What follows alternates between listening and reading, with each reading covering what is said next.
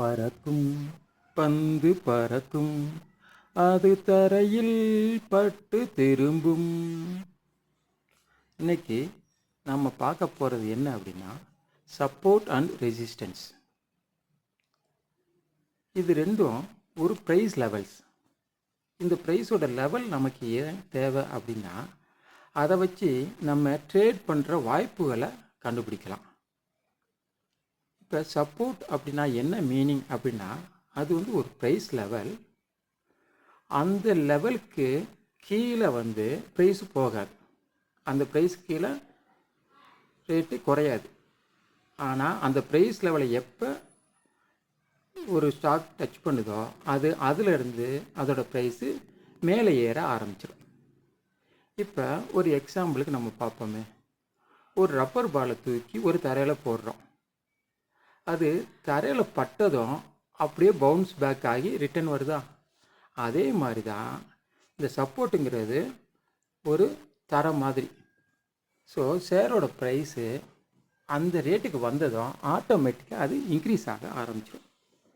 So இந்த லெவலை நம்ம கண்டுபிடிச்சிட்டோம் அப்படின்னா, அந்த இடத்துல அந்த ஷேரை நம்ம வாங்கிட்டோம், கம்மியான ரேட்டுக்கு ஷேரை வாங்கிடலாம். அப்புறம் எப்போ கூடுதோ கூடுறப்ப நம்ம லாபம் சம்பாரிச்சிட்டு வெளியே வந்துடலாம். ஸோ இது என்ன வாய்ப்பை நமக்கு கொடுக்குது அப்படின்னா, ஒரு பையிங் ஆப்பர்ச்சுனிட்டி. ஸோ எப்பெல்லாம் ஒரு ஸ்டாக்கு சப்போர்ட் லெவலை தொடுதோ அப்பெல்லாம் நம்ம அதை பை பண்ணோம்னா நம்ம லாபம் சம்பாதிக்கலாம். ஓகே, இப்போ ரெண்டாவது ரெசிஸ்டன்ஸ் அப்படின்னா என்னன்னு பார்ப்பேன். ரெசிஸ்டன்ஸுங்கிறதும் ஒரு ப்ரைஸ் லெவல் தான். ஆனால் எப்படி சப்போர்ட்டுங்கிறது கீழே உள்ள ப்ரைஸ் லெவலோ அதே மாதிரி இது மேலே உள்ள ப்ரைஸ் லெவல். இந்த ப்ரைஸ் லெவலை எப்போ ஷேர் டச் பண்ணுதோ அப்போல்லாம் அதுக்கு மேலே போக முடியாமல் அது ரிட்டன் கீழே விழும். ஓகேவா? இதுக்கும் நம்ம அந்த ரப்பர் பால் எக்ஸாம்பிள் எடுத்துக்கலாம். இப்போ ஒரு ரூமில் இருக்கோம், ஒரு பாலை தூக்கி நம்ம சீலிங்கில் எறிகிறோம். எப்போ அந்த பால் சீலிங்கில் படுதோ அப்போ இருந்து அது கீழே வர ஆரம்பிச்சிடும். அதே மாதிரி தான் ஸ்டாக் மார்க்கெட்லேயும் எப்போ ஒரு ஷேரோட ப்ரைஸு அந்த ரெசிஸ்டன்ஸை தொடுதோ அப்போ இருந்து அது கீழே வர ஆரம்பிச்சிடும். இப்போ இந்த ரெசிஸ்டன்ஸ் அப்போ நம்ம என்ன பண்ணலாம் அப்படின்னா, ஷேரை விற்றுட்டு அதுக்கடுத்து வாங்கிக்கலாம்.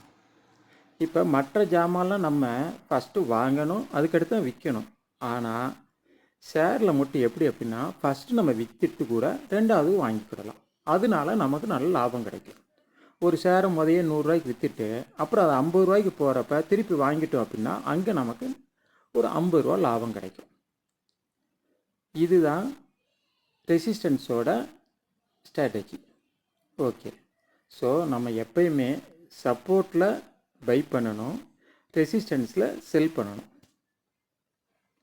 இப்போ உங்களுக்கெல்லாம் ஒரு டவுட் இருக்கும், என்னடா சப்போர்ட் ரெசிஸ்டன்ஸுக்கும் தரையில் இறங்கும் விமானம் தலைப்பு வச்சுருக்காங்களே அதுக்கு என்ன சம்பந்தம் அப்படின்னு உங்களுக்கு ஒரு கேள்வி வரலாம். கேள்வி நியாயமானது தான். அதுக்கான அர்த்தம் என்ன அப்படின்னா, இப்போ ஒரு விமானம் எவ்வளோதான் உயர பறந்தாலும் அது திருப்பி தரைக்கு வந்து தானே ஆளுகளை ஏற்றிக்கணும், அதே நேரத்தில் அவங்கள இறக்கி விடுறதுக்கும் தரைக்கு வந்து ஆகணும். அதே மாதிரி தான் ஒரு ஸ்டாக்கோட ப்ரைஸு எவ்வளோதான் மேலே போனாலும் அது ஒவ்வொரு நேரமும் அந்தந்த ஊருக்கு ஏற்ற மாதிரி ஒரு சப்போர்ட் நிலையை போய் டச் பண்ணிவிட்டு அதுக்கடுத்து அது மேலே ஏற ஆரம்பிக்கும். அதே மாதிரி அது எவ்வளோ ரெசிஸ்டன்ஸ் மேலே போனாலும் ஒரு லெவலுக்கு மேலே போக முடியாமல் திருப்பி ரிட்டர்ன் வந்துடும். அதனால தான் இதுக்கு தரையில் இறங்கும் விமானங்கள் அப்படின்னு தலைப்பு வச்சுருக்கு.